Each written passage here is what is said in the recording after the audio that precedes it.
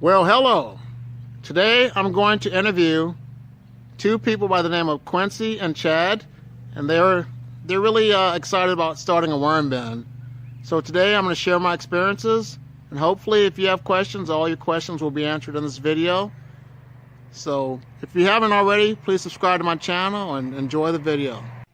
First of all, I'd like to say thank you, Chad and Quincy, for allowing me the time to come educate you on worms and to educate me also, because together we all learn from each other. So now let's get back to this video. So hello, Chad and Quincy. Hello. Let's touch base a little bit. Why are you so interested in starting a worm bin? Well, we go through a lot of produce like eggs.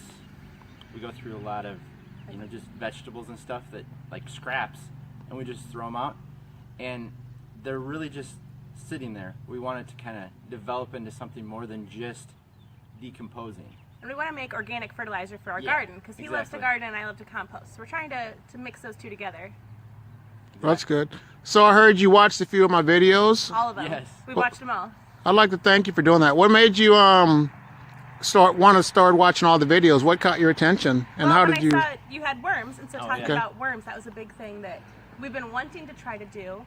And our kids will grab worms from the ground after it rains, but we've heard that they're not the same kind of worms, so we just want to learn more about how to do it right. Right. Okay. And that's kind of set up a way of actually producing something that's better than just your normal earthworm. Thank you. Okay. So right now you're going to show me your compost system that you have right now. Right. Yeah, so Okay. take a look. So right now what they have is an on the ground regular compost system. And we're going to solve this problem with red wigglers, which will be able to consume their food scraps. And for this setup, if you just want to go old school and have a compost setup like this, you'd have to add some greens and some browns. And this way, this stuff will decompose and will also make great fertilizers for your garden. So never be disappointed, because you can always start from somewhere. Do you want us to do anything? Or? No, you're fine. Okay. All right, now what we're doing, we're just getting the bedding to see what we're going to work with. We have some sacks, paper bags that we can shred up, newspaper, some boxes, but do not use this type of box because of the material. Just go strictly regular cardboard, corrugated cardboard. And we have, like, if you go out to eat, you always get these, and worms eat this too. So right now we're going to get in the process of making a worm bin. All right, so Chad's getting his drill bits ready. We're going to drill some small holes on the bottom of this. He wants to do 8 because it's his worm bin. He can do as many as he wants. So you don't want to drill big holes. You just want the holes just large enough for your worm to fall on the bottom of your bin or whatever you have underneath to catch it. Once we're finished, we're gonna put it in this bin, add some rocks, lift it up so the drippings can be applied to that instead of all on Quincy's floor. So that's good right here. We're gonna flip it over, change your drill bit, and we're going to add a few holes on the sides. You can do like 6 to 8 or whatever you want, and then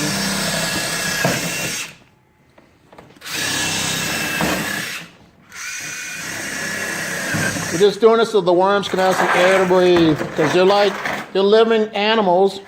I guess you call them an animal. They're living species, so they need air to breathe. Because if you don't give them ventilation, they will die, and that will be really bad on your part to not give them the proper care, because they are pets.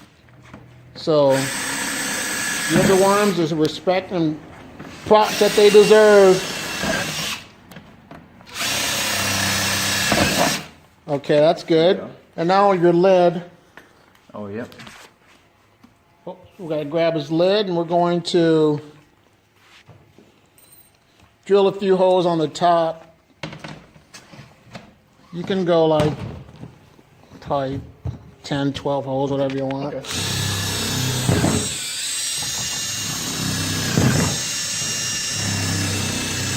And everyone does their worm bins differently, but like I said, the main thing is just to have some air ventilation for your worms. Because you're probably thinking, how come he's going 8 on the bottom and 12 on the top? Because it depends on you. Everyone does things differently. Every worm bin's unique, and but all worms have the same purpose, and that is to eat our food scraps and to prevent and to make nice worm castings for a garden.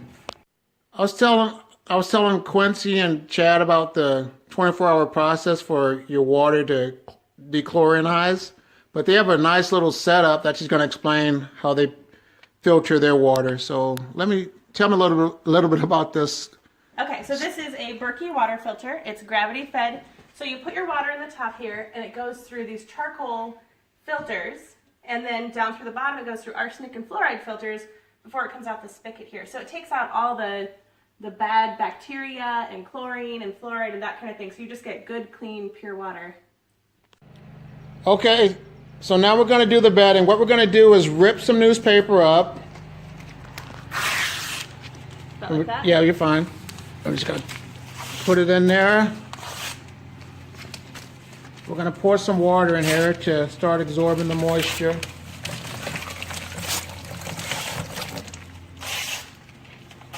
And when you use the newspaper, use the black and white section. Do not use this type of material that has the wax coating.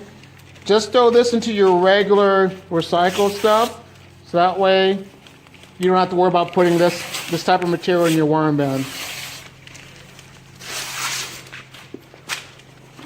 Chad asked me a question about food scraps, about, let's try this up. Oh, yep. We're going to put some cardboard in there. He asked me about, like, on bananas, how they have the little sticker on it.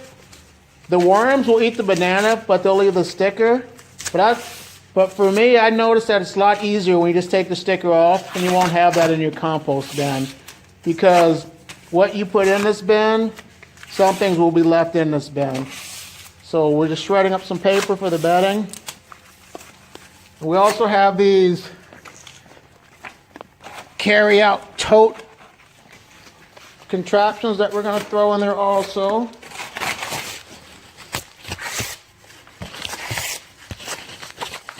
AJ, are there scraps that would be too big or too big of a piece of cardboard?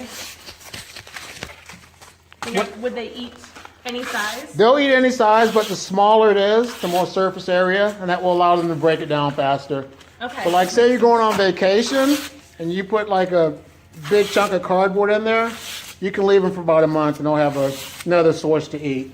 So the bedding is a thing that they eat if they run out of food. So your worms won't be neglected. You can leave them for 3 to 4 weeks and they'll still be happy. So don't worry about your worms ever starving. As long as you have bedding and some food scraps, they'll be good to go. So right now, like I said, we're just adding the bedding, prepping it to the bin. And what we're going to do is once the paper starts to get saturated, we are going to have it to the consistency of a wrung out sponge. So, and you want to put all different things in there, like different browns, because like the newspaper and the cardboard and the carry-out carton things, it makes it a variety of bedding for your worms. So. And that's what you mean by browns, is the Yep. cardboard? Yep. The browns are your cardboard, your carbon sources. Okay. And your greens will be your veggie scraps, grass clippings, whatever you'd like to put in there. But for me, I do not use. Quincy asked about dandelions. I don't put dandelions in my worm bin because they're a weed.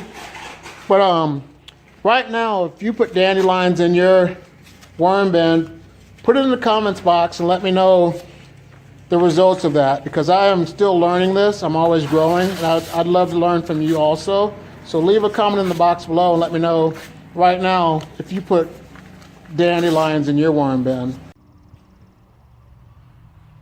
Okay, we got the bedding done with this bin. There's cardboard and newspaper, and once again the carry-out cartons from certain restaurants. So now we're going to add some food scraps in there. So Chad has eggshells.